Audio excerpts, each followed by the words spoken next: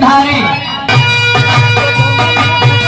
हमारा तुम्हारा है जन्म करना था, मेरे भाग्य का बस तुम ही हो विधाता हो।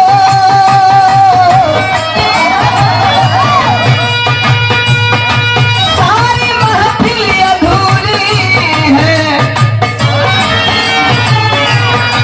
सारी महफिल अधूरी है, सरे सुल्तान हमारी, सरे सुल्तान हमारी।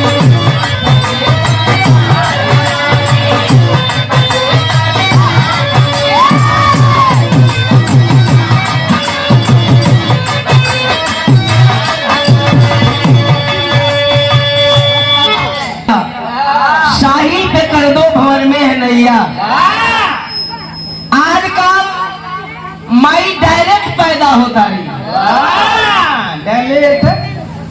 अब एगो माई का हाल ही में जन्म भइल बा।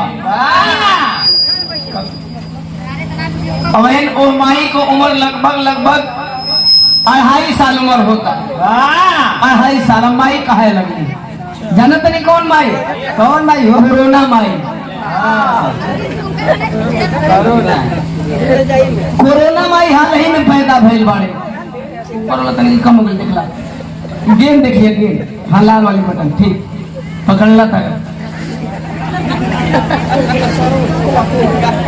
अच्छा, जिनके जौना बाबूजी के तेरही बा उनकर नाती हो, नाती पोता में बड़ा कंफ्यूजन है। पोता है, पोता एकरो में फर्क बा, है ना? बेटवा के पोता ही में कोरोना माई आई बड़ी।